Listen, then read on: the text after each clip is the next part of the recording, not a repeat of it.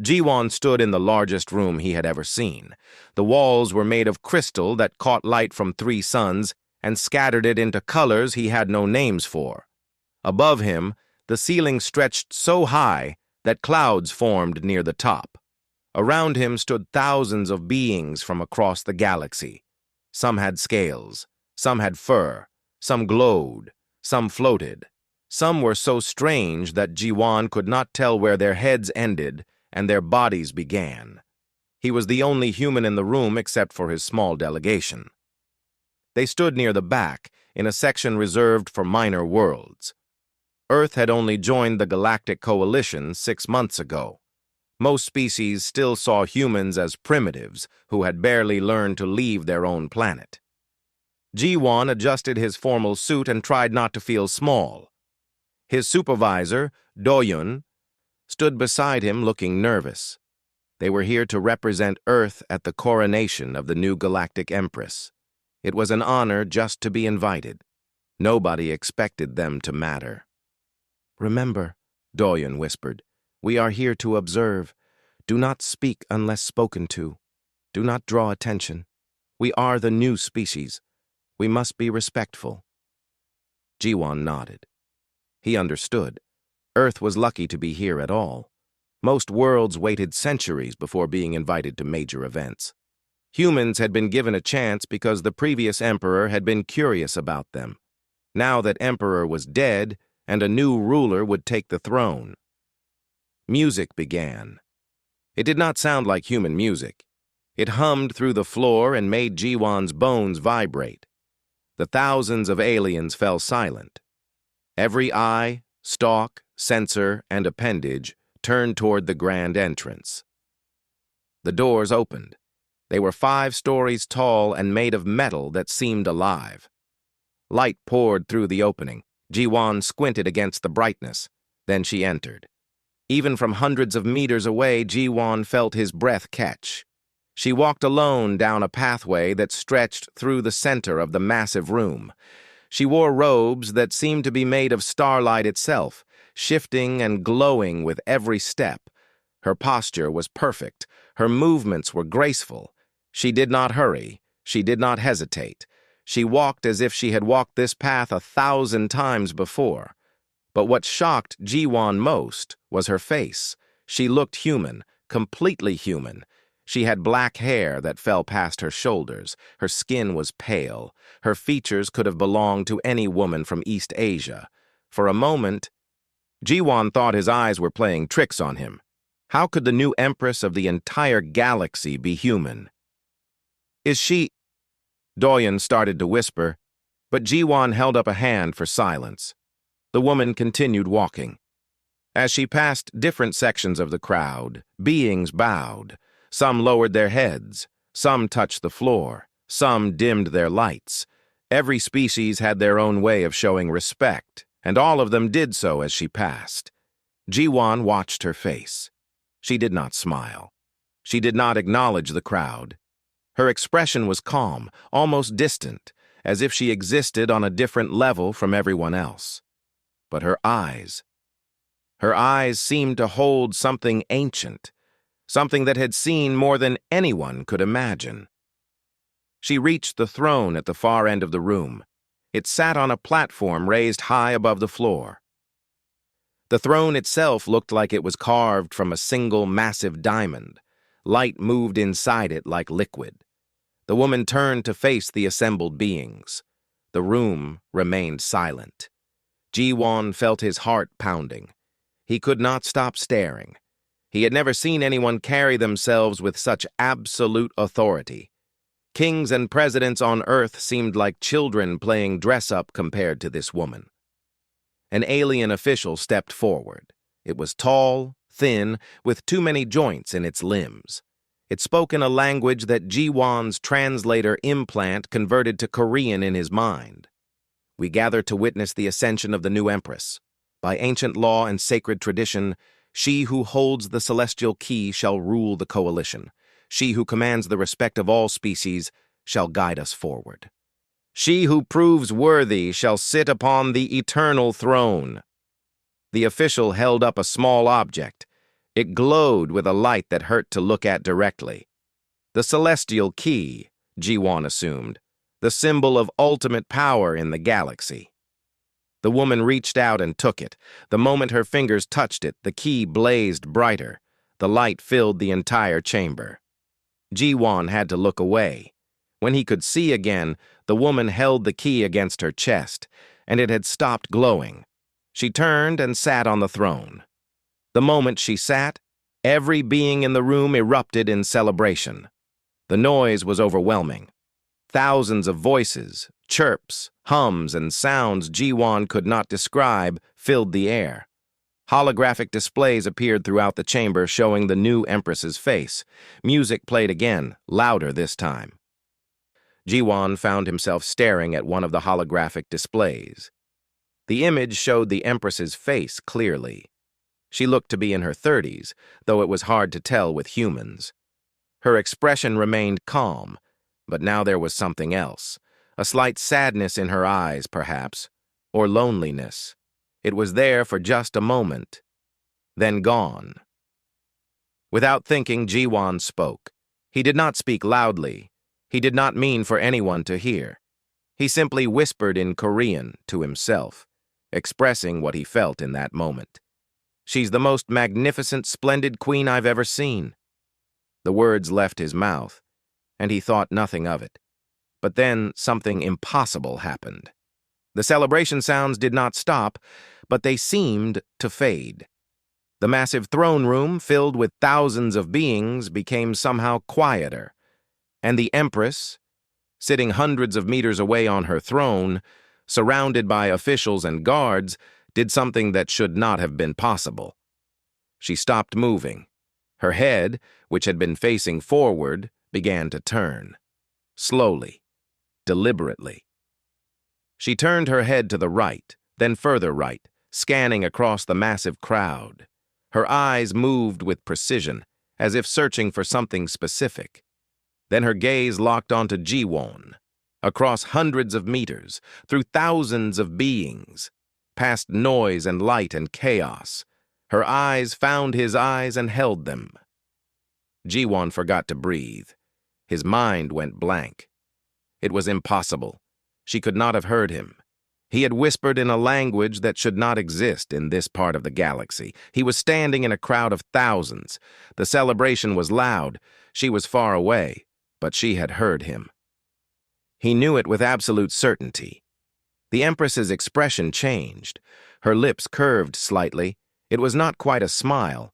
It was something more subtle, something knowing, something that said, "I see you, I know you, and you have just become very interesting." The moment lasted only a few seconds.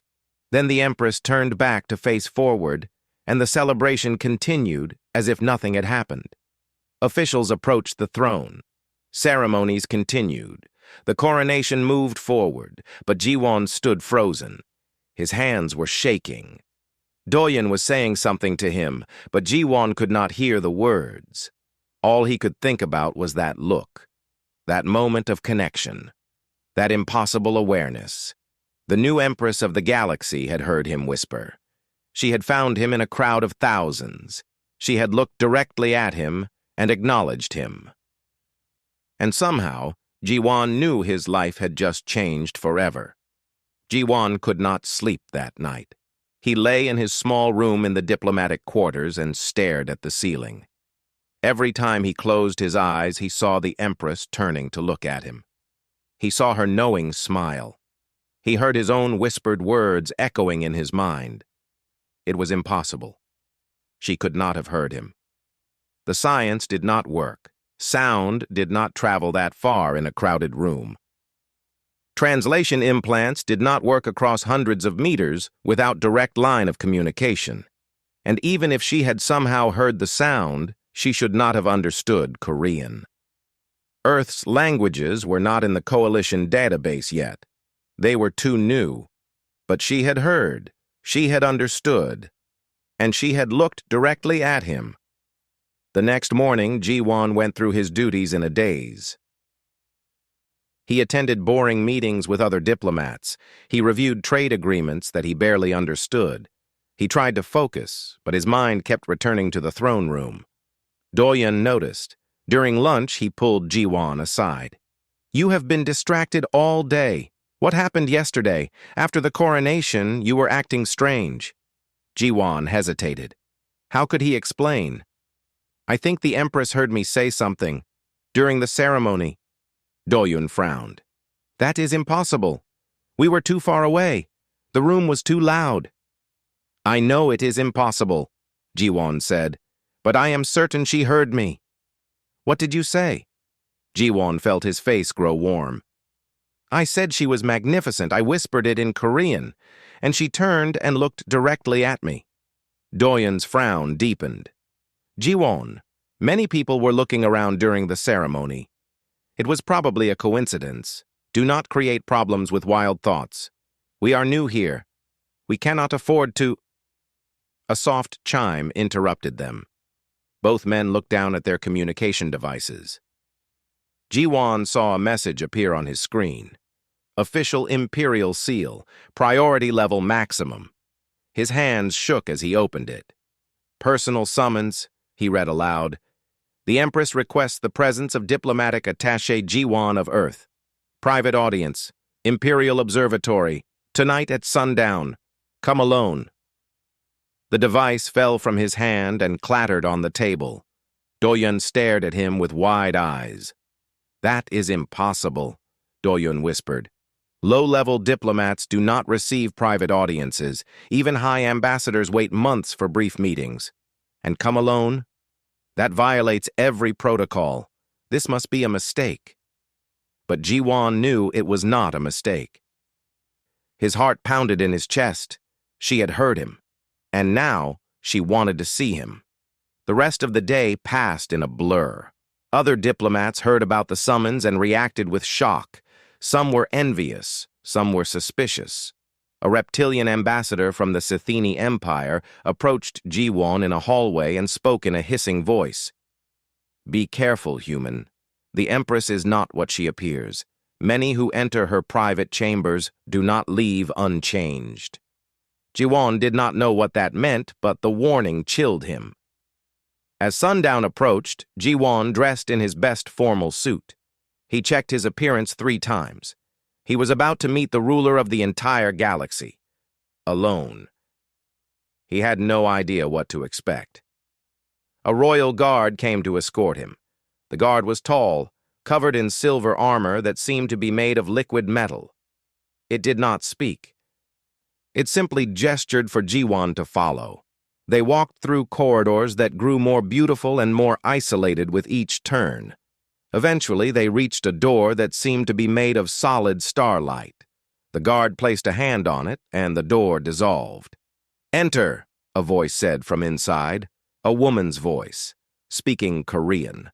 Jiwon stepped through. The door reformed behind him. He found himself in a circular room with walls of clear crystal.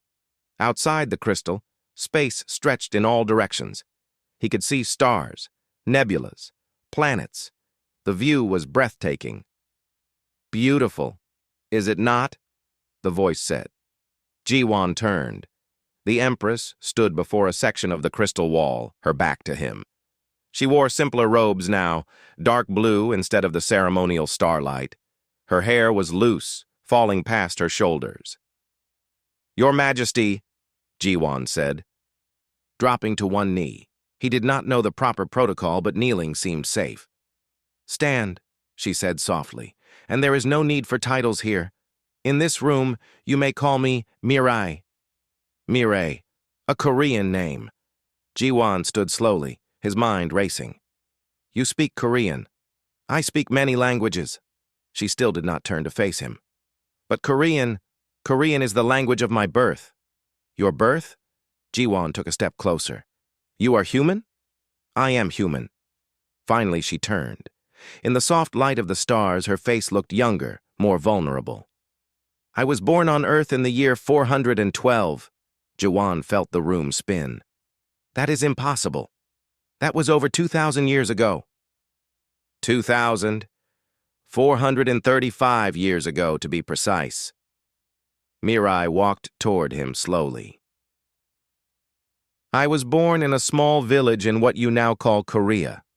I lived a normal life for 18 years. Then they came. They, the architects, an ancient race older than any species in the current galaxy. They were searching for something. They had searched for millions of years, visiting thousands of worlds, studying countless species. They were looking for a race that had a specific quality, a quality they called adaptive potential. Mirai stopped a few meters from Ji-won. This close, he could see her eyes clearly. They were human eyes, but they held a depth that no human eyes should have. They were the eyes of someone who had lived for millennia.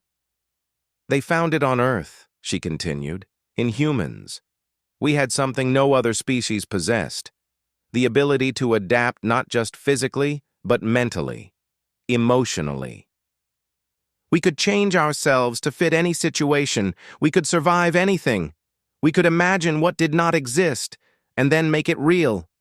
So they took you? They took several of us. I was one. They brought us to their world and changed us, enhanced us. My body no longer ages. My mind was expanded. My senses were sharpened. They taught me things that your species will not discover for another 1,000 years. They trained me to be something that had never existed before. Why? Ji-won asked. What did they want? Mirai turned back to the stars. They wanted to see what we would become. They wanted to place humans throughout the galaxy and watch what happened. They believed we would change everything. Did you? Some of us did. Most died. A few merged with alien species and lost their humanity. I survived. I learned. I rose through the ranks of various governments. I made myself useful. I made myself indispensable. And eventually, 300 years ago, I became Empress. Ji-won's mind struggled to process this.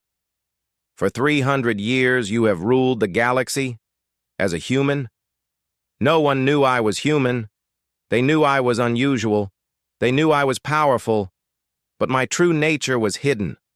I used technology to mask my biology. I claimed to be from a distant world. I had to hide what I was because if the galaxy knew a human held ultimate power. She trailed off. They would have revolted, Ji-won finished. Yes, many species fear humans. They fear what we might become. When Earth was finally discovered by Coalition scouts, there was a debate about whether to make contact or destroy your world. The vote to make contact won by a single vote. Mine. Ji-won felt a chill. You saved Earth. I saved my home, though it is no longer the home I remember. Everything I knew is gone. Everyone I loved died thousands of years ago. I have been alone among aliens for longer than human civilization has existed. Her voice cracked slightly. Until yesterday. Yesterday? Mirai turned to him again. This time, tears glistened in her eyes. Yesterday, for the first time in 3,000 years, I heard someone speak Korean. Real Korean, not translated, not learned from a database.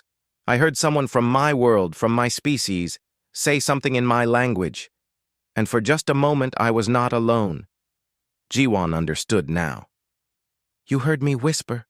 That is why you looked at me. I heard you whisper that I was magnificent, and in that moment, you reminded me of who I used to be. Before I was an empress, before I was ancient, when I was just Mirai, a girl from a small village who dreamed of simple things. She wiped her eyes quickly. I brought you here because I needed you to know the truth. You recognized something in me, even without knowing what it was. You saw past the power and the ceremony. You saw me. And I have not been truly seen in 3,000 years. Ji-won did not know what to say. He looked at this woman who had lived longer than nations, who ruled trillions of beings, who held power beyond imagination. And he saw what he had seen in the throne room. Loneliness. You are not alone anymore, he said quietly. Earth is part of the coalition now. There are humans here. There are humans here, Mirai agreed. But they do not know what I am, and I cannot tell them. Not yet. The galaxy is not ready. But you can know. You must know. Because what comes next will require humans to understand what they truly are. What comes next? Mirai's expression hardened. There are those in the coalition who want Earth destroyed. They fear what humans might become. They fear that if humanity spreads across the galaxy, everything will change. And they are right to fear. Everything will change. Because humans change everything we touch. That is our gift and our curse. Are we in danger? Yes. And I need your help to save your species. But first, you must understand the truth. You must see what I have seen. You must learn what humans really are and what we can become. She extended her hand. Will you help me, Jiwon of Earth? Jiwon looked at her hand. He thought about everything she had said. He thought about Earth, about his family, about his species facing an unknown threat. He thought about this woman who had been alone for 3,000 years. He took her hand. I will help you. Mirai smiled. It was a real smile this time, warm and grateful. Then let me show you the truth about humanity's place in the galaxy. Jiwon followed Mirai through a hidden door in the observatory. Behind it lay a corridor that seemed to be made of pure light. They walked through it in silence. Jiwon had 1,000 questions, but something about Mirai's posture told him to wait. They emerged onto a landing platform where a ship waited. It was small and elegant, shaped like a teardrop. No guards stood nearby, no crew appeared. It was just the two of them. My personal vessel, Mirai explained. It goes where I command and asks no questions. We will be gone for several hours. Your supervisor will be told you are on a diplomatic mission. That is not untrue. They boarded. The interior was simple but beautiful. Mirai took the pilot seat. Jiwon sat beside her. With a thought from Mirai, the ship lifted silently and shot into space. Within seconds, the Imperial world became a small dot behind them. Where are we going? Jiwon asked. To a place that does not officially exist, a place where I keep the things I cannot let others see. Mirai's hands moved across controls that appeared and disappeared in the air. I am going to show you the truth about human history in the galaxy. The real history. Not the sanitized version Earth has been told. They flew for an hour. Mirai said little during the journey. Jiwon watched space pass by the windows. He had been in space before, but never like this. Never alone with the most powerful person in the galaxy. Finally, they approached a small moon orbiting a dead planet. The moon looked lifeless, just gray rock and dust. But as they got closer, Mirai touched a control, and a section of the moon's surface shimmered and disappeared. Behind it was an entrance to an underground facility. They landed in a hangar carved from rock. Lights came on automatically. Mirai led Jiwon through corridors that showed signs of incredible age. The walls were smooth, made from materials that seemed to absorb light. The architects built this, Mirai said, before they vanished. I found it 800 years ago. It has become my archive, my museum, my memory. They entered a vast chamber filled with holographic displays, data cores, and strange devices. Mirai walked to the center and raised her hand. Images appeared all around them, floating in the air. What you are about to see, Mirai said, is the history Earth was never told. The Coalition knows pieces of it, but only I know all of it. The first image showed Earth from space, but it looked different, older somehow. 50,000 years ago, Mirai began, the architects came to Earth. Humanity was primitive then, still in the Stone Age. The architects studied you and found something remarkable. Humans had a quality no other species possessed, the ability to adapt to almost anything, the drive to never give up. the capacity to hope even when hope seemed foolish. New images appeared. They showed humans being taken from Earth, dozens of them, from different time periods. The architects took humans throughout history. They brought them to different parts of the galaxy. Some were placed on worlds and left to develop naturally. Others were enhanced, like me. Others were integrated into alien civilizations. It was an experiment spanning millennia. An experiment? Jiwan felt anger rising. They used us as test subjects? Yes, but not cruelly. The architects were not evil.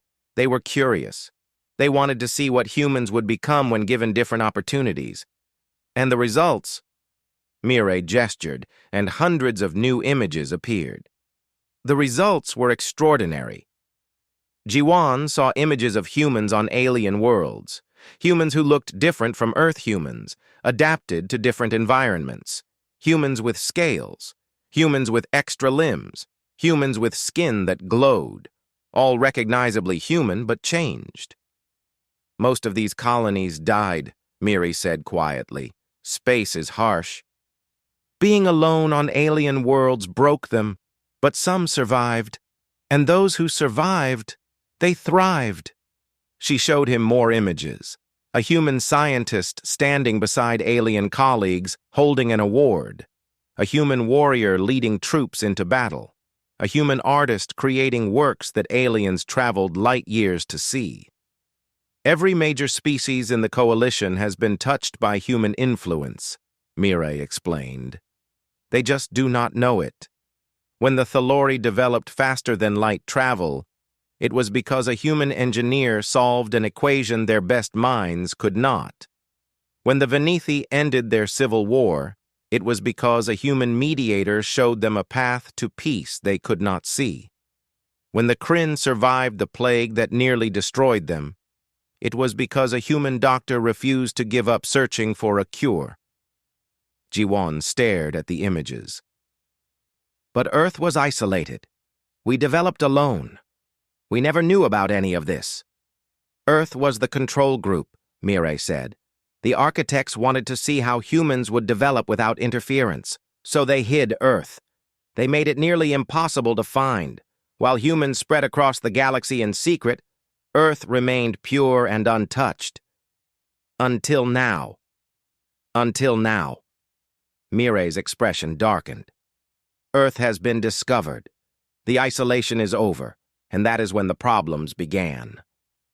She waved her hand, and the images changed. Now they showed political meetings, debates, angry aliens arguing. When Earth was found, some in the coalition wanted to welcome humanity. Others wanted to study you.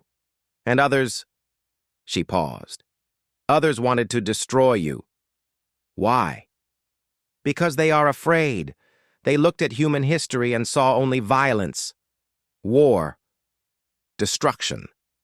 They looked at how quickly humans went from primitive to spacefaring and saw a threat.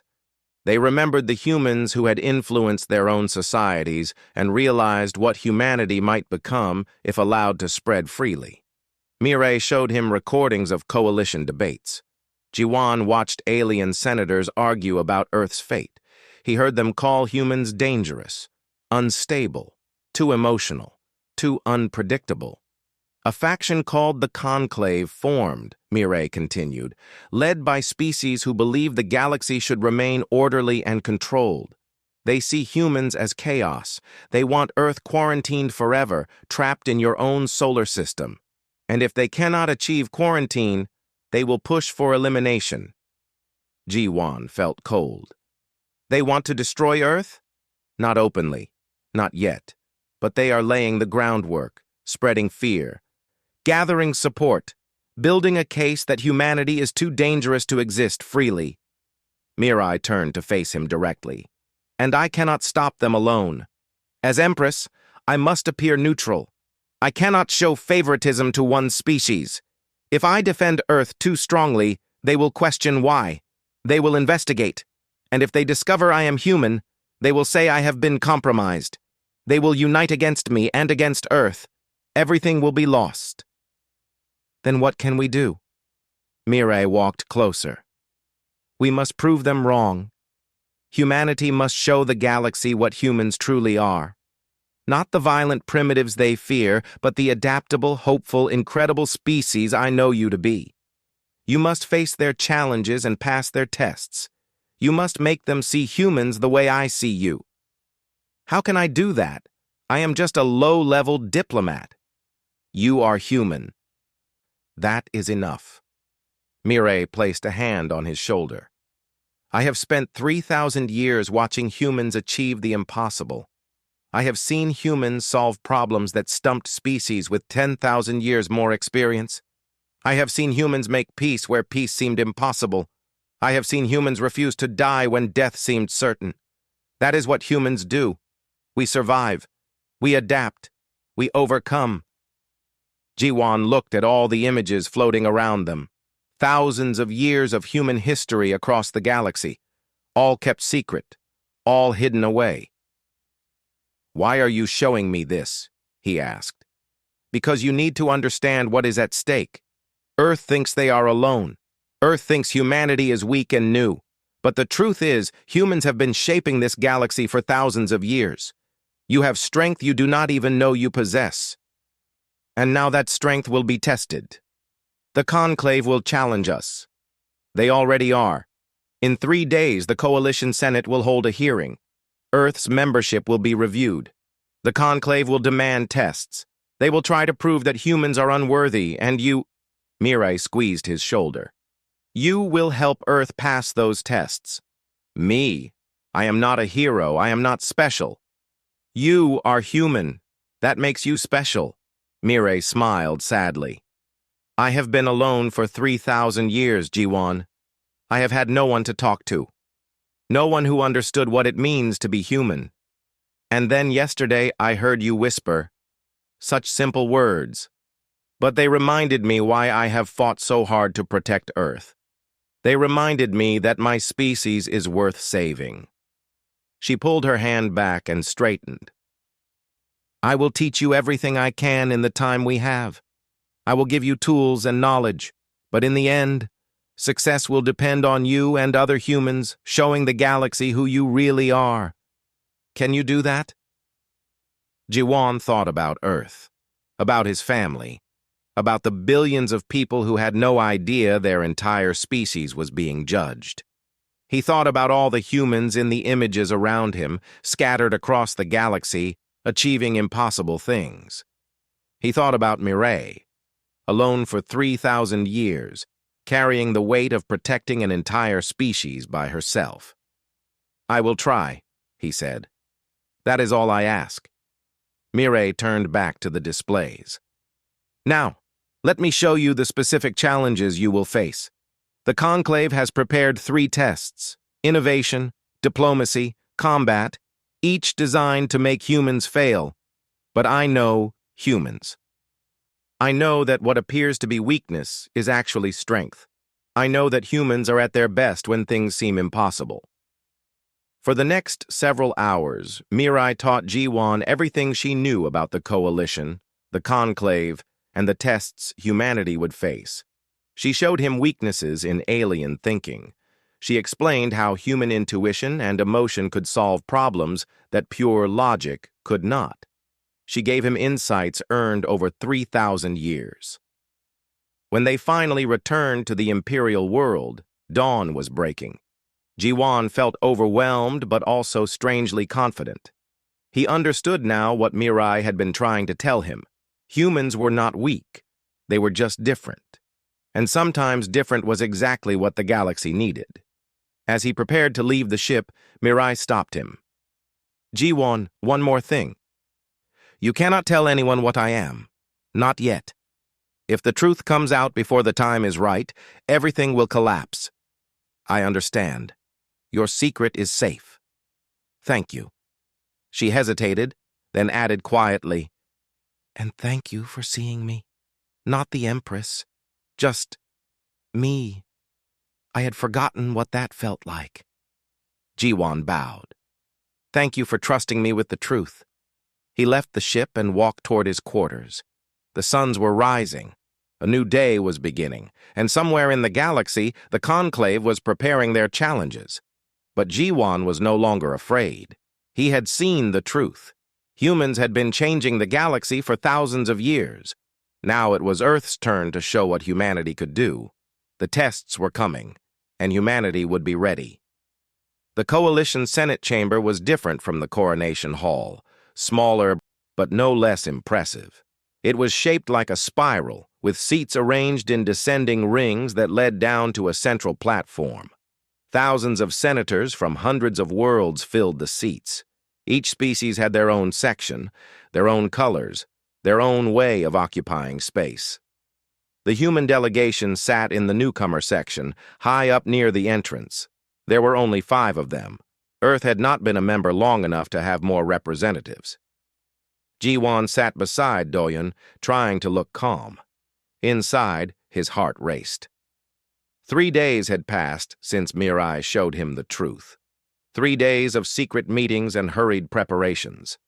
Mirai could not be seen helping Earth directly, so she worked through Jiwan. She gave him information, advice, strategies. She taught him how to read the Senate, how to spot allies and enemies, how to understand the complex politics of a galaxy. Now it was time to see if that preparation was enough. A chime sounded. The Senate fell silent. The speaker, a being that looked like a floating crystal cluster, moved to the center platform. Its voice echoed through the chamber, translated into thousands of languages simultaneously. We gathered to address the petition of concern regarding species designation Earth-Human. The Conclave has raised questions about humanity's suitability for coalition membership. Ambassador Velkin of the Scythini Empire will present the Conclave's position. A figure descended from the upper rings.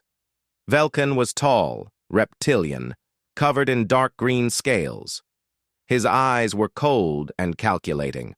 He moved with the confidence of someone who knew he had the advantage.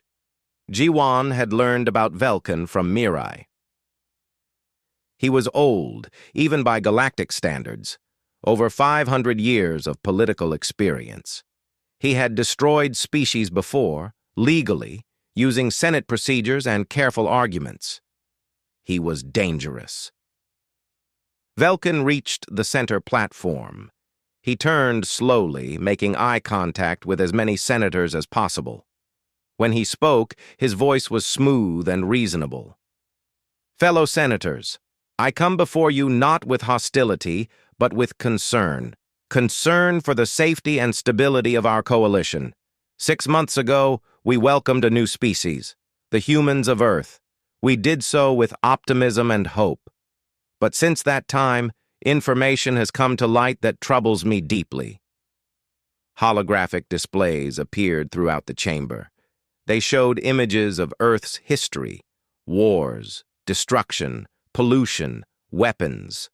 All the worst moments of humanity presented without context. This species has a history of violence, Velkin continued. They have fought countless wars against themselves. They have developed weapons capable of destroying their own world. They have damaged their planet's environment through carelessness. And they did all this while completely isolated. Imagine what they might do with access to galactic technology. Imagine what threat they might pose if allowed to spread. Murmurs rippled through the Senate. Some senators nodded, others looked uncertain. Jiwan felt Doyun tense beside him. I propose, Velkin said, that humanity be placed under protective quarantine. For their own good and for ours, they should remain in their solar system until they have proven, over several centuries, that they can be trusted. This is not punishment. This is prudence. More murmurs. More nodding. Jiwan saw how cleverly Velkin had framed his argument.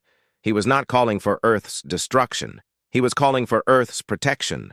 It sounded reasonable. It sounded wise. But Jiwan knew the truth. Quarantine would trap humanity forever. By the time centuries passed, the Conclave would have found other reasons to extend the quarantine.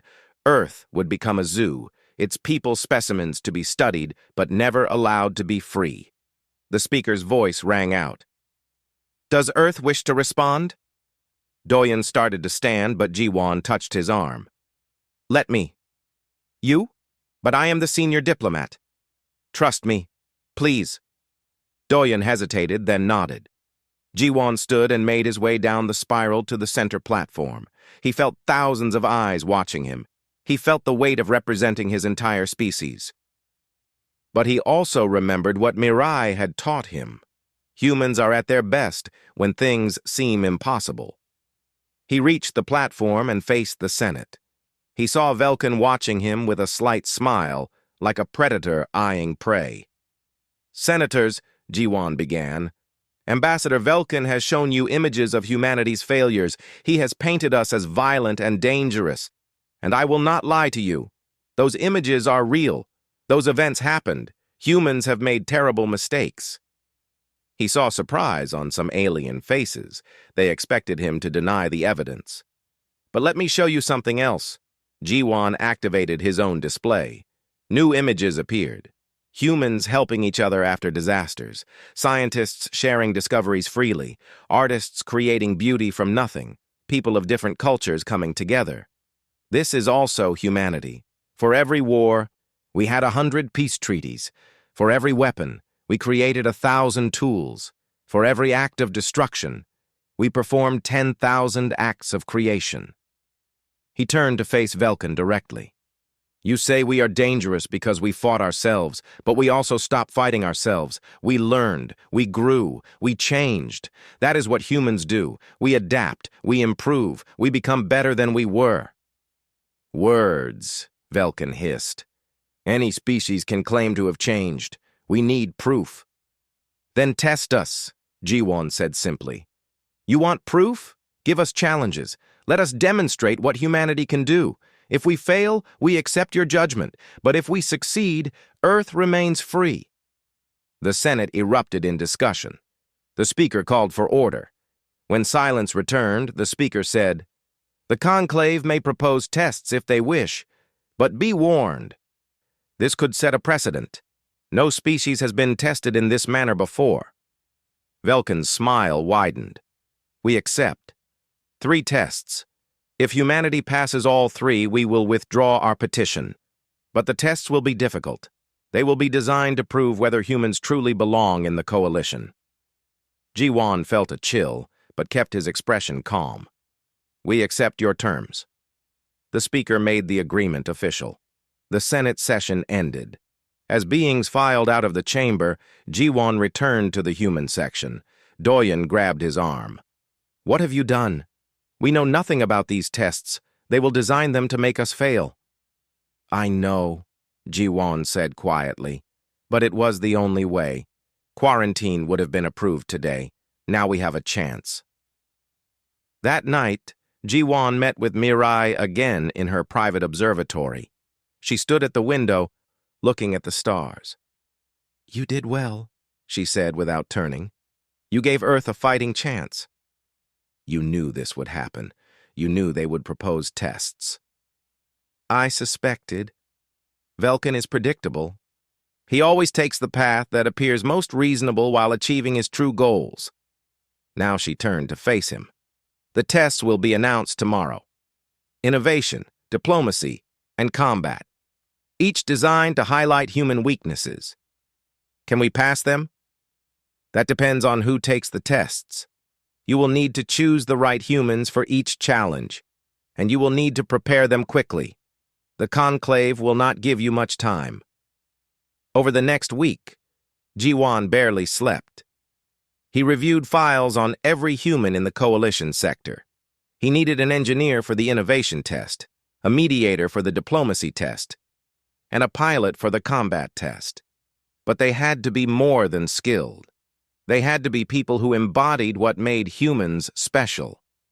Mirai helped, offering insights that only someone who had lived 3,000 years could provide.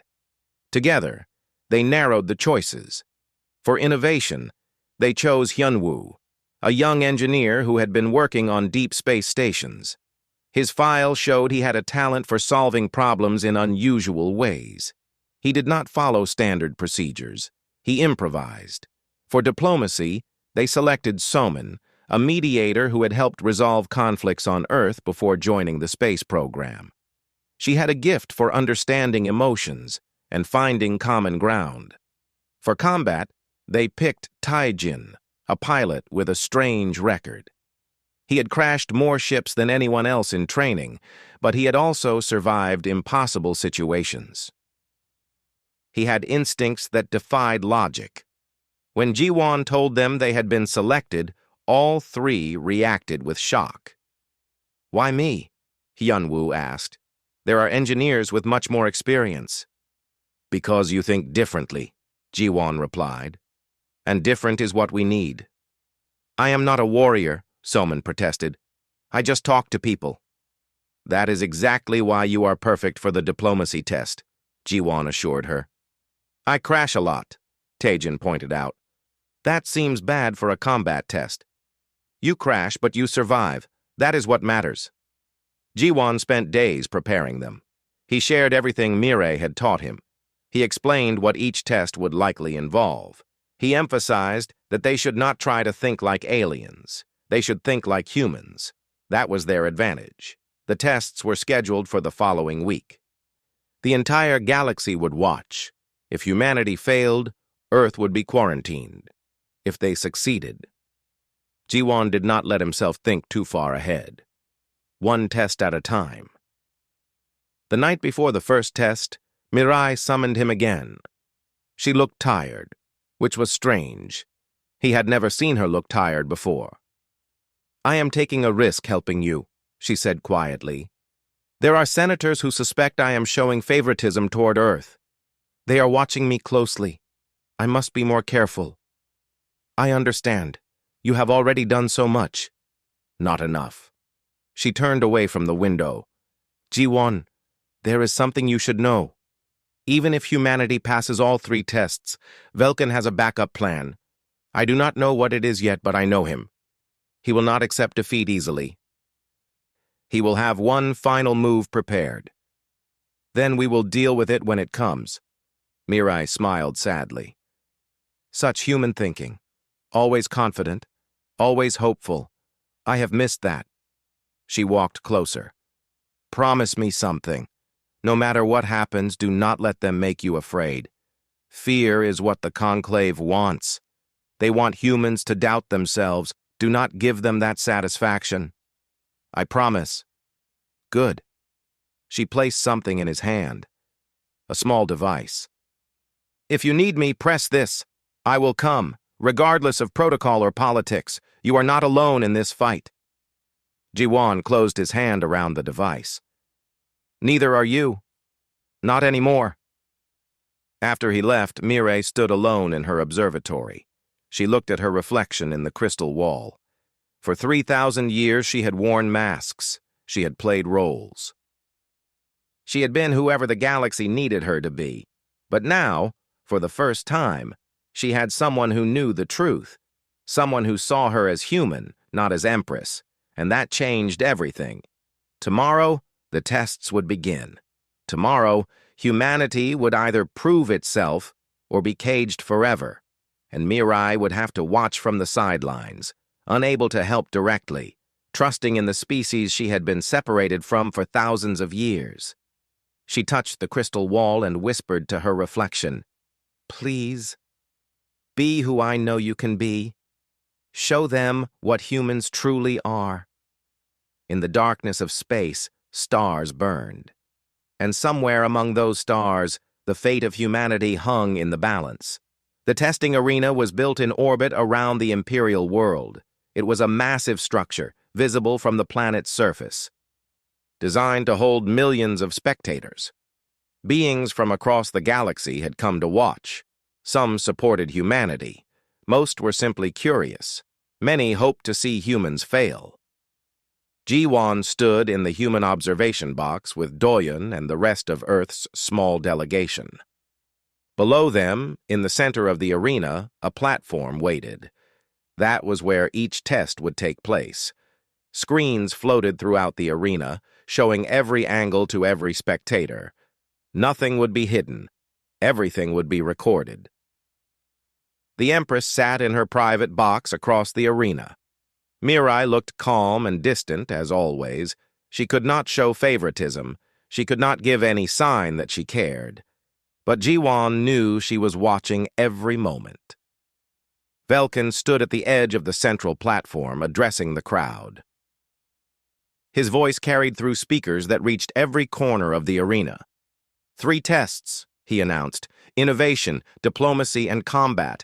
3 opportunities for humanity to prove their worth. The first test begins now.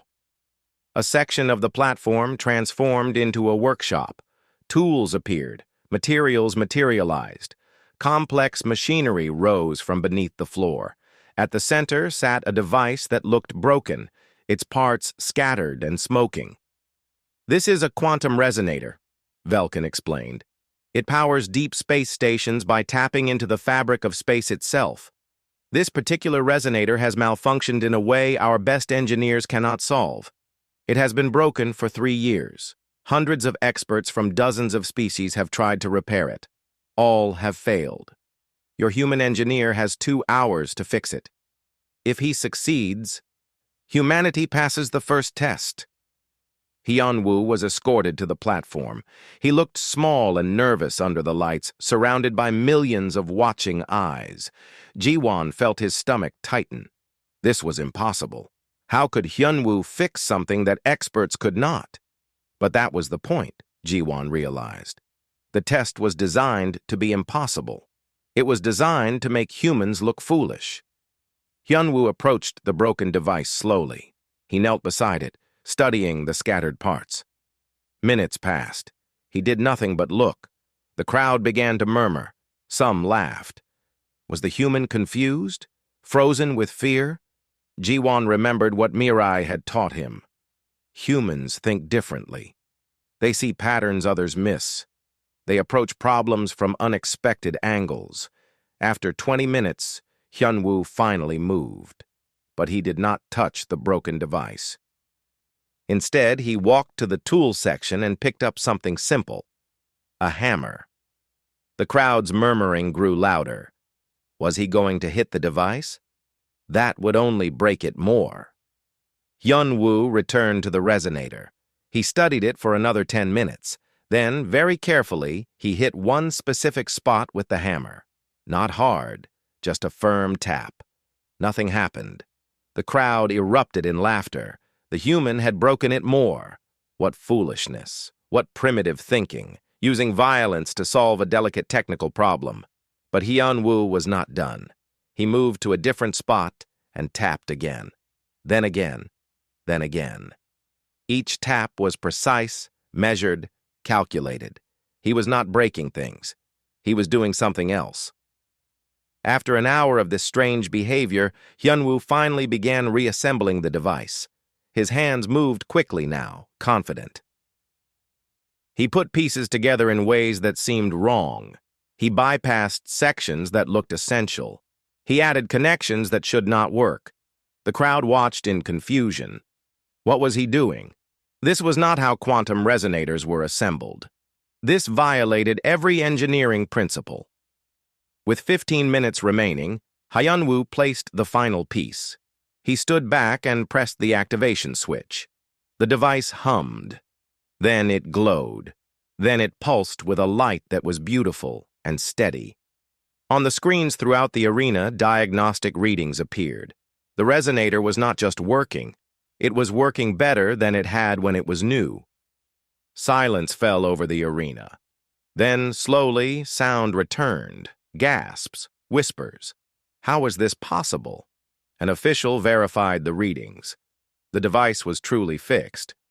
Hyunwoo had done in 2 hours what hundreds of experts could not do in 3 years. Velkin's expression remained neutral, but Jiwan saw his hands clench. The conclave had not expected this. Later, when Hyunwoo returned to the observation box, Jiwan asked him how he did it. "The device was not really broken," Hyunwoo explained quietly. "The parts were fine. The problem was that it had been assembled too perfectly. Quantum systems need a little chaos to function. They need randomness. The other engineers tried to make it more perfect, more precise. That made it worse. So I added controlled imperfections. I hit it to create tiny misalignments. I reassembled it with intentional flaws, and the chaos made it work. That is very human thinking, Ji-won said with a smile. Embracing imperfection. Yes, I think that is what they did not understand. They tried to fix it their way. I fixed it the human way. The second test began the next day. The platform transformed into a meeting chamber. Two groups of aliens sat at opposite ends of a long table. Between them, tension was so thick it seemed visible. Velkin explained. These are representatives from two species, the Korathi and the Belden. They have been at war for 40 years. Millions have died. Many mediators have tried to negotiate peace. All have failed. The hatred is too deep. The wounds are too fresh. Your human mediator has 4 hours to achieve what no one else could. She must get both sides to sign a peace agreement. If she fails, the test fails. Soman walked onto the platform. She looked at the two groups of aliens. The Korathi had blue skin and multiple arms. The Belden were covered in fur and had large eyes. Both groups looked angry. Both refused to even acknowledge each other. Soman sat at the center of the table. She did not speak immediately. She simply sat, breathing calmly, looking from one group to the other. Minutes passed. The crowd grew restless. Was the human doing nothing? Finally, Soman spoke. But she did not speak to the groups. She spoke to one individual, a young Korathi female sitting at the edge of her group.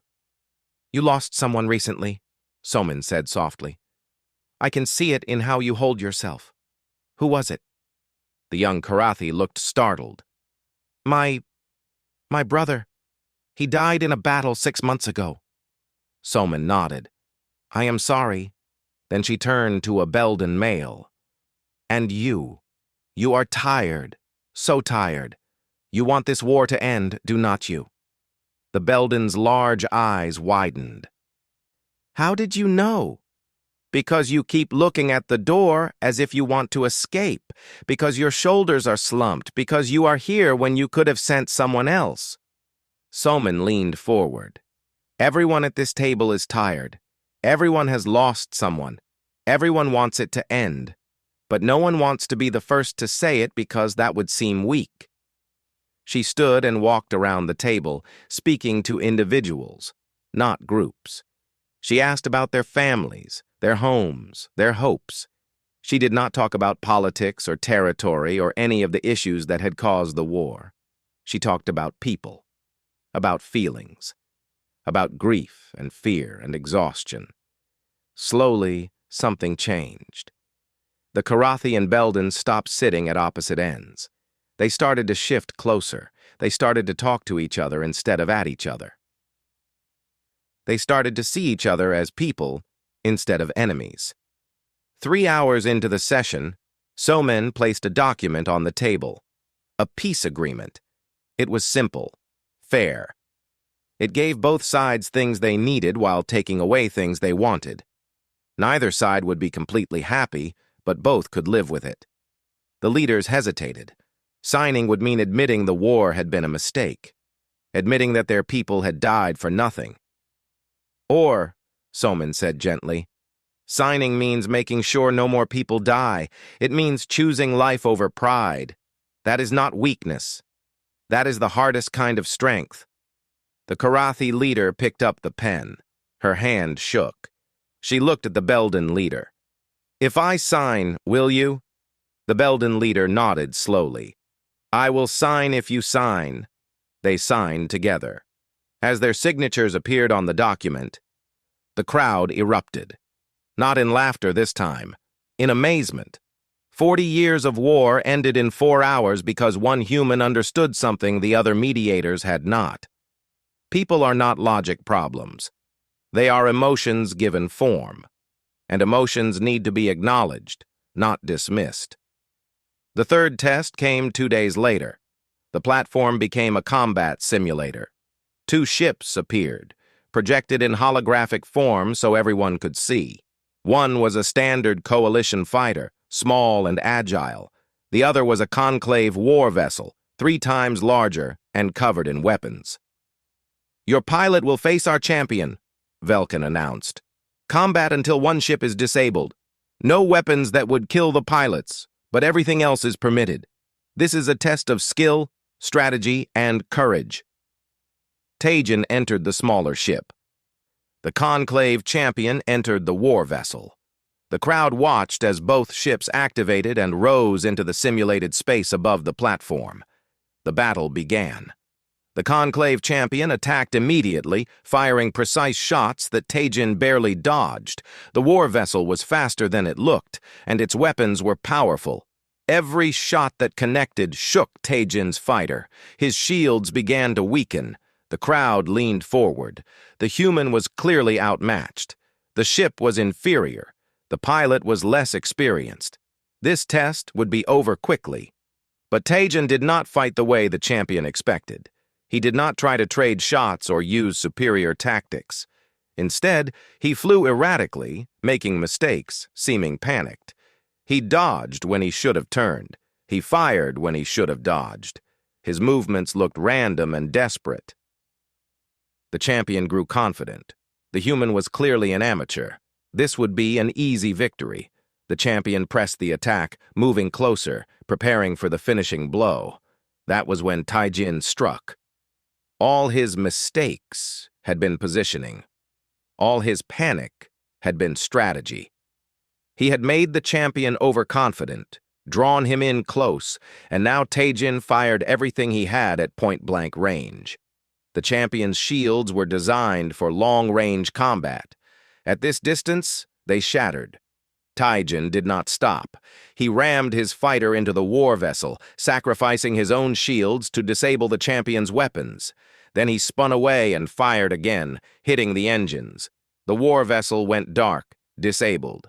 The crowd sat in stunned silence. The human had won, through trickery, through sacrifice, through refusing to fight the way he was supposed to fight. Jiwan realized what Tajin had done.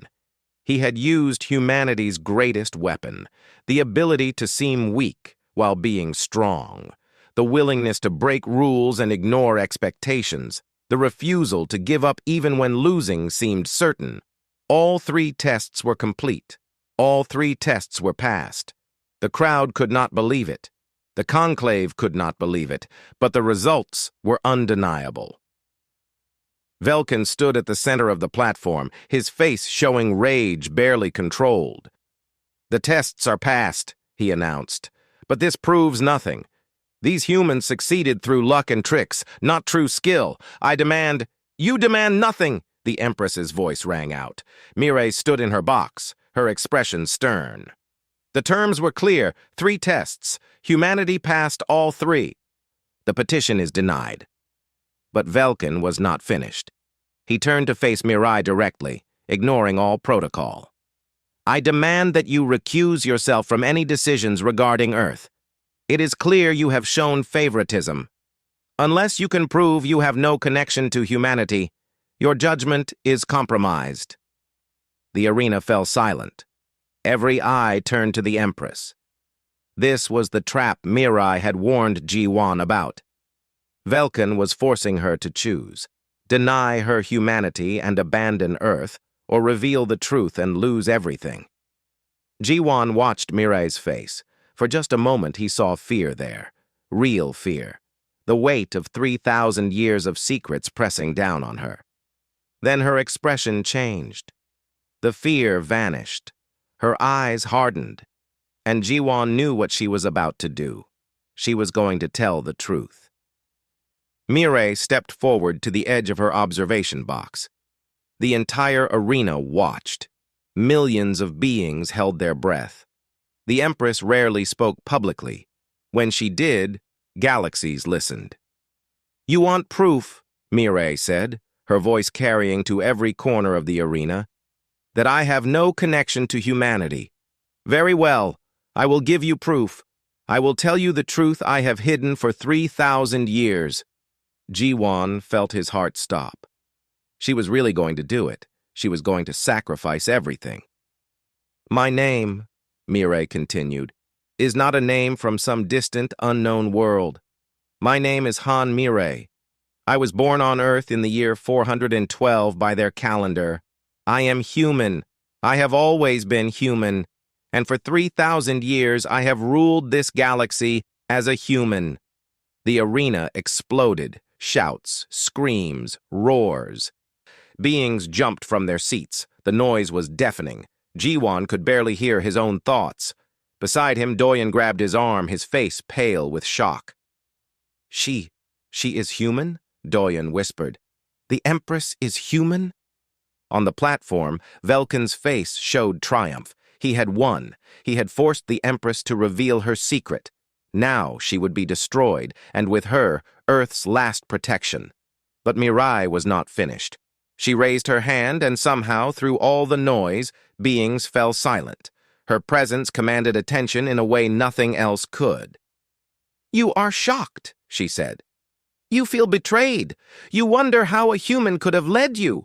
You wonder if everything you believed was a lie. So let me ask you this. For 300 years, who brought peace to the northern sectors? Who negotiated the Treaty of Seven Suns? Who ended the plague that nearly destroyed the Kryn homeworld? Who established the trade routes that made your worlds prosperous? Who defended the coalition against the Void Reavers when everyone said defeat was certain? She paused, letting the questions sink in. I did, she said simply. A human did all of that.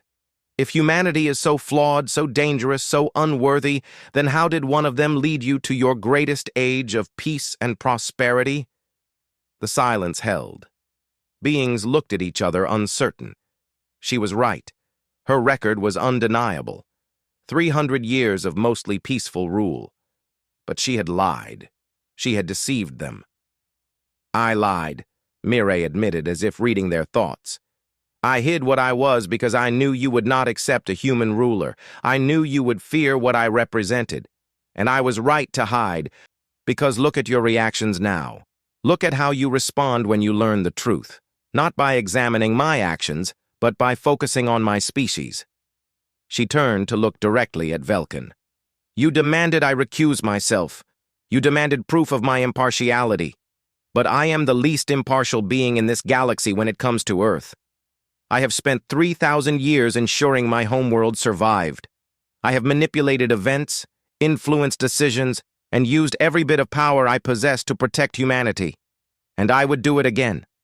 Because I know what humans truly are, and I know what they can become. Velkin stepped forward. Then you admit you are compromised. You admit you cannot be trusted to rule fairly. You must step down. Step down? Mirai's laugh was cold. You misunderstand the situation.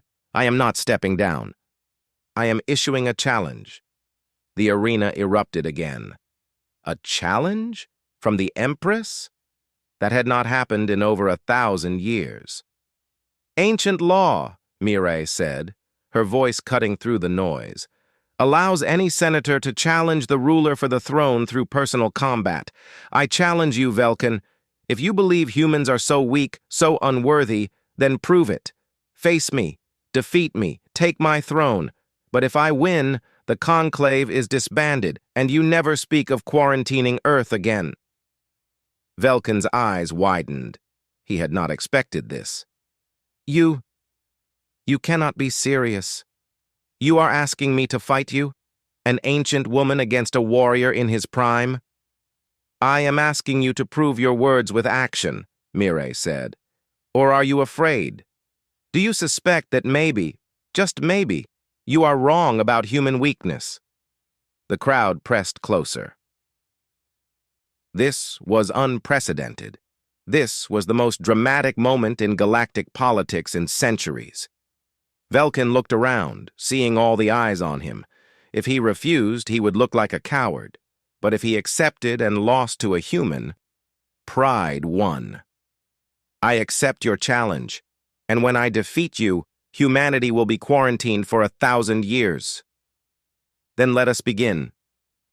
Mirai descended from her box. She removed her ceremonial robes, revealing simple combat clothing underneath. She had planned this, Jiwon realized. She had known exactly how Velkin would react. She had prepared for this moment. Velkin descended to the platform as well. He was larger than Mirai, covered in scales that served as natural armor. His claws were sharp. His tail could be used as a weapon. He looked like a predator. Mirai looked like a woman who should be sitting in a garden, not fighting for her life. The rules were established. Combat until one could not continue. No weapons except what their bodies provided. No outside interference. The fight would be broadcast throughout the galaxy. Billions would watch. Trillions would hear about it. The signal was given. The fight began. Velkin attacked immediately, using his size and strength. He swiped with his claws, trying to end the fight quickly.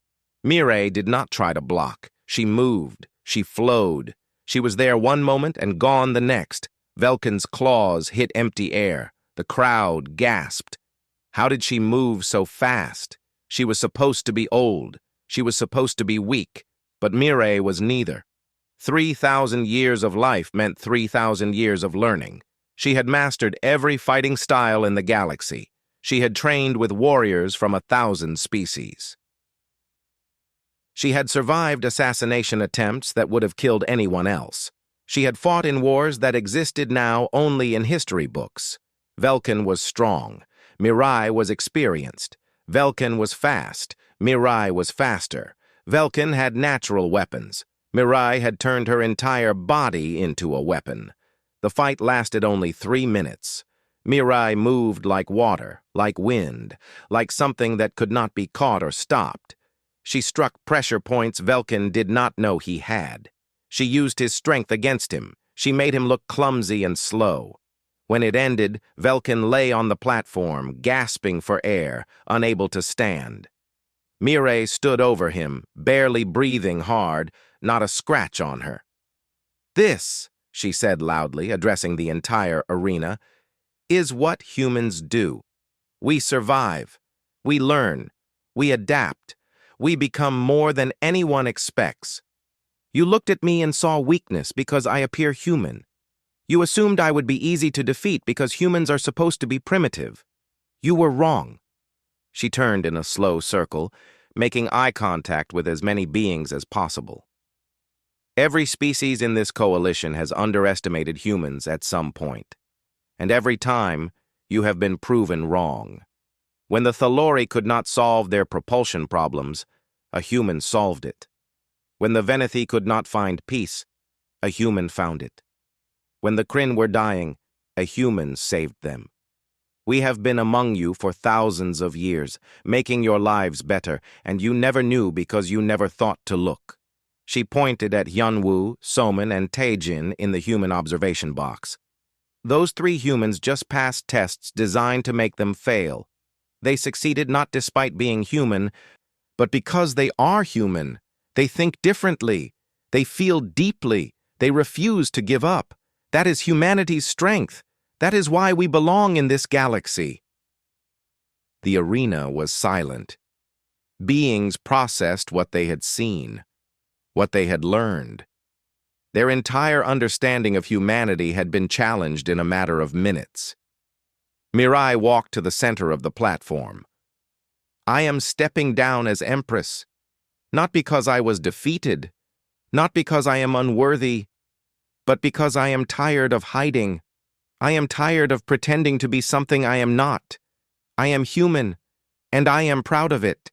Let someone else wear the mask of leadership. I am going home." She looked up at Jiwon. Their eyes met across the arena. She smiled, a real smile, free and open and relieved. "Humanity is free," she said. "The conclave is disbanded.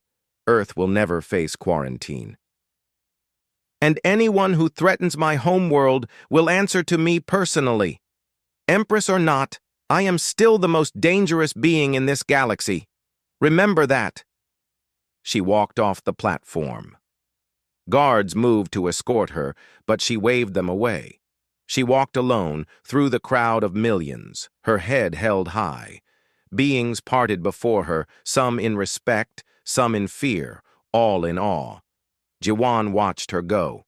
The woman who had ruled for 300 years, The woman who had been alone for 3,000, the woman who had just sacrificed everything to save Earth. Around him, the galaxy tried to understand what had just happened. The Empress was human. The Empress had been human all along. Everything they thought they knew was wrong. Doyen turned to Ji-won. Did you know? Did you know what she was? Yes, Ji-won said quietly. She told me the truth 5 days ago. She trusted me to help Earth pass the tests. And now she is free. Free to do what? Ji-won thought about their conversations, about the loneliness in her eyes, about how she had smiled when he called her magnificent, about how she had whispered that she was tired of being alone. Free to go home, he said. For the first time in 3,000 years, she can go home. On the platform, officials argued about what to do. The Empress had stepped down without naming a successor. The coalition was in chaos. But none of that mattered to Ji-won. All that mattered was that Earth was safe. Humanity had proven itself. And one woman who had carried the weight of protecting an entire species for thousands of years was finally free. Later that night, Ji-won received a message. It was from Mirai. Just 3 words in Korean. Thank you, friend. Ji-won smiled. He had helped save Earth. But more importantly, he had helped save her, the magnificent, splendid queen who had turned to look at him, the woman who was no longer alone. The galaxy would need time to adjust to the truth about humanity. There would be challenges ahead. There would be beings who still feared humans. But Earth had allies now. Earth had proven itself. And somewhere out there, the most dangerous woman in the galaxy was watching, ready to defend her homeworld if needed. Humanity's age among the stars had truly begun. And it began because one person saw another for who they truly were. Because kindness and recognition mattered. Because sometimes all someone needs is to be seen. Ji-won looked out at the stars and whispered the same words Mirai had spoken to him days ago. You are not alone anymore. And in the darkness of space, a message came back. Just a single word. Neither are you. 6 months had passed since the day Mirai revealed her truth to the galaxy. 6 months since she stepped down from the throne. 6 months since everything changed. The galaxy was still adjusting. A new empress had been chosen, a wise leader from the Thalori species. The transition had been peaceful, though not without complications. Many species demanded investigations into Mirai's rule. Had she manipulated events? Had she shown favoritism? Had she violated laws? Every investigation came back with the same conclusion. Mirai had been a fair and just ruler. Yes, she had protected Earth. But she had protected every species under her care. Yes, she was human, but that had not stopped her from serving the entire galaxy with honor. The investigations quietly ended. Most beings accepted that Mirai had been a better empress than anyone had right to expect. Some even admitted they missed her leadership. But she was gone now, and the galaxy moved forward. Earth's status changed dramatically. Humanity was granted full membership with special protections. No species could threaten Earth's independence. No quarantine could be imposed. The tests Hyunwoo, Soman, and Taejin had passed became legendary. Humans were no longer seen as weak newcomers. They were seen as the species that had secretly influenced galactic history for thousands of years. Young beings across the galaxy began studying human culture. Human art became fashionable. Human philosophy was debated in universities. Human engineering techniques were analyzed and adopted. The species that had been dismissed as primitive was now celebrated as unique and valuable. Ji-won had become Earth's official ambassador to the Galactic Coalition. It was a huge promotion from his previous low-level position.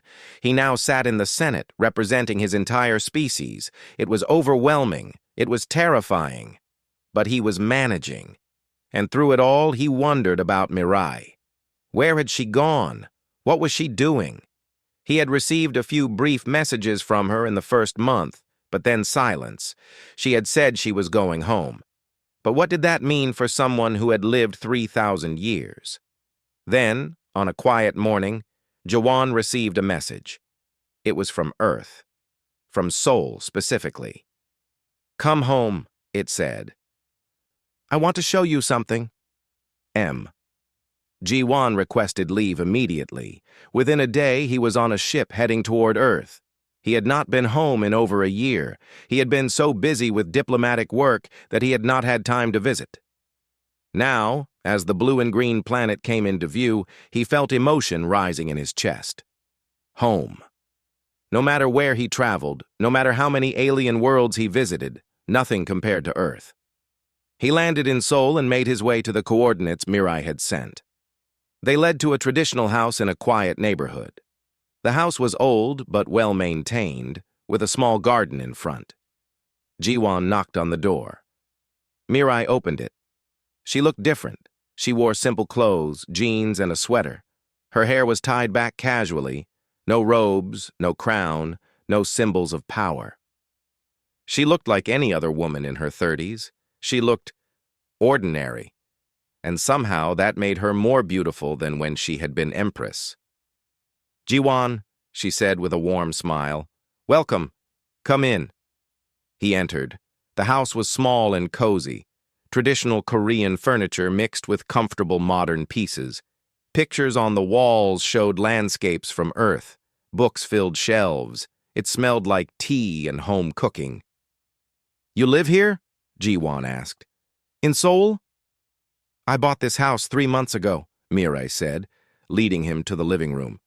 "After I left the Imperial world, I traveled for a while, visited planets I had not seen in centuries, said goodbye to old friends, tied up loose ends, but eventually I realized where I wanted to be. So I came here." They sat down. Mirai poured tea. It was a simple action, but Ji-won noticed her hands were steady, relaxed. She was at peace in a way he had never seen before. "How does it feel?" he asked. "Being home after 3,000 years?" "Strange," Mirai admitted. "Everything is different. The language has changed. The culture has evolved. The world I knew exists only in history books. But," she looked around the room, "it is still home. The mountains are the same. The sky is the same. And the people, humans, are still humans. We still laugh and cry and hope and dream. That has not changed." "What do you do now? How do you spend your time?" Mirai laughed. "Ordinary things. I go to the market. I cook meals. I read books. I walk through the city and watch people live their lives. Last week I joined a painting class. I am terrible at it, but it makes me happy. For 3,000 years, I was never allowed to be ordinary. Now I can be, and it is wonderful." Ji-won smiled. He was glad for her. She deserved peace. But he also felt a question nagging at him. "Are you really going to stay here? Just live a quiet life? You are the most experienced being in the galaxy. You have knowledge that could help so many people. You are just going to retire?" Mirai's expression became more serious. "I am not retiring completely. I am still watching. I still have contacts throughout the galaxy. I still intervene when necessary. But I do it quietly now, behind the scenes. No more thrones, no more ceremonies. Just a woman helping where she can." She set down her tea and looked directly at him. "But I did not ask you to come here just to show you my house. I asked you to come because I have a proposal. Something I have been thinking about for months." "A proposal?" "You are Earth's ambassador now. You represent humanity to the galaxy, but you are young. You have so much to learn. I want to teach you." She leaned forward. "I want to train you and other humans to understand the galaxy the way I do. I want to share 3,000 years of knowledge. I want to prepare humanity for the role it will play in shaping the future." Ji-won felt his heart race. "You want to train me?" "Not just you. I want to start a school, here on Earth. A place where humans can learn about the galaxy from someone who has actually lived it. I want to teach diplomacy, politics, history, culture. I want to give humans the tools they need to succeed among the stars. That would be incredible. But why me specifically? Mirai smiled. Because you saw me. On that day in the throne room when I was at my most isolated, you looked at me and saw something worth recognizing. You did not see the Empress. You saw a person, a magnificent person who deserved to be acknowledged. That kind of perception, that kind of humanity, is exactly what the galaxy needs, and I want to help you develop it. Ji-won did not know what to say. The opportunity was overwhelming. To learn from someone who had lived 3,000 years. To help prepare humanity for its future. To work with Mirai, the woman who had saved Earth. I accept, he said. Of course I accept. Good. Mirai stood and walked to the window. Outside, the city of Seoul stretched toward the horizon. Millions of humans going about their lives, most unaware of how close they had come to being caged forever. I have spent 3,000 years alone. Ji-won. I have lived among aliens. I have ruled empires. I have seen wonders and horrors that no human should see alone. But now I am home. And I am not alone. There are humans here, my people, my species. And I can finally stop pretending to be something I am not. She turned back to him. For the first time in 3,000 years, I am free to simply be human again, to live on Earth, to teach my people, to help humanity become what I know it can be. Not conquerors, not victims, but something better. A bridge between logic and emotion, between order and chaos, between what is and what could be. What do you think humanity will become? Ji-won asked. Mirai thought for a moment. I do not know. And that is what makes it exciting. Humans are unpredictable. We surprise ourselves. We surprise everyone. 3,000 years ago, I was taken from a small village. I never imagined I would rule a galaxy. But I did.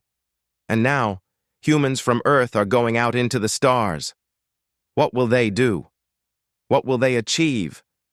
What will they become? I cannot wait to find out.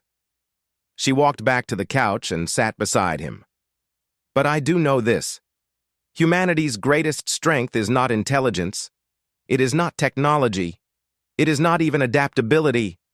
Our greatest strength is that we never stop hoping. Even when things seem impossible, we believe they can get better. Even when we fail, we try again. That hope, that stubborn refusal to give up, is what will make humanity special among the stars. You really believe that? I have believed it for 3,000 years. I have watched humans achieve impossible things simply because they did not know they were impossible. I have seen humans find solutions that pure logic said did not exist. I have seen humans survive what should have killed them. Hope is not just an emotion for humans. It is a superpower. They sat in comfortable silence for a while. Outside, the sun began to set, painting the sky in shades of orange and pink. Somewhere in the city, people laughed. Children played. Life continued. Thank you, Ji-won said quietly. For everything you did. For protecting Earth. For revealing your secret. For giving up your throne to save us. Mirai shook her head. I did not give up my throne to save you. I gave up my throne to save myself. I was tired of being alone. I was tired of hiding. You gave me a reason to stop pretending. You reminded me that being seen is more valuable than being powerful. So really, I should thank you. Then we are even. Yes, we are even, she smiled.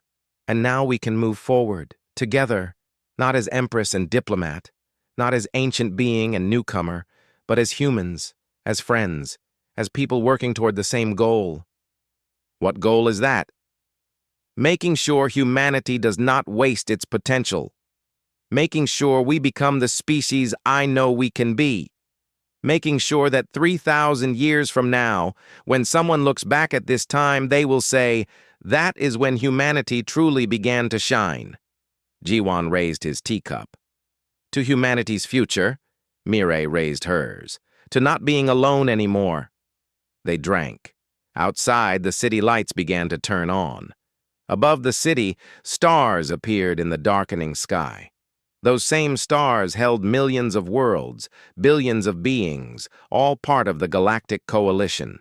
And somewhere among those stars, ships traveled carrying human explorers, human diplomats, human dreamers. The age of humanity had begun, not with conquest, not with dominance, but with recognition, with understanding, with the simple act of one person seeing another and acknowledging their worth. In the months and years that followed, Mireille's school became famous. Humans from all over Earth came to learn from the woman who had ruled the galaxy. She taught them everything she knew. She prepared them for the challenges ahead. She gave humanity the tools it needed to succeed, and every class began the same way. Mireille would stand before her students and say, I am going to teach you how to change the galaxy, not through force, not through deception, but by being authentically, magnificently human. Because that is what the galaxy needs. That is what the galaxy has always needed. It just took them 3,000 years to realize it. Jiwon continued his work as ambassador. He attended Senate sessions. He negotiated treaties. He defended Earth's interests. But he always made time to return home, to study with Mireille, to learn from her vast experience. Sometimes, late at night, they would sit in her small garden and look at the stars. They would talk about the future, about the possibilities, about the dreams they had for humanity. Do you ever regret it? Jiwon asked one night. Giving up the throne, the power? Mireille did not hesitate. Not even for a moment. Power is heavy. Loneliness is heavier. But this, she gestured to the garden, to Earth, to the simple life she now lived. This is freedom, and freedom is worth more than any throne. She looked at Jiwon. You gave me that freedom. You whispered words you did not think I could hear, but I heard them, and in that moment I remembered what it felt like to be seen, not as empress, not as a tool or a leader or a symbol, but as a person, as someone magnificent and splendid, and I realized I was tired of pretending to be anything else. I am glad I whispered those words. So am I. Mireille smiled, the same smile she had given him in the throne room, knowing, warm, free. So am I. Above them, the stars shone, the same stars that had watched humanity rise from primitive villages to spacefaring civilization, the same stars that would watch humanity continue to grow, to explore, to become whatever it chose to become. And on Earth, in a small house in Seoul, a woman who had lived 3,000 years finally found what she had been searching for all along. Home. Peace. Connection, recognition, the simple gift of being seen, the magnificent, splendid gift of no longer being alone. Humanity's story in the stars was just beginning, and it began with a whisper, a glance, and a woman who slowly turned toward the one person who truly saw her. It began with hope. And hope, as every human knows, is the strongest force in the galaxy.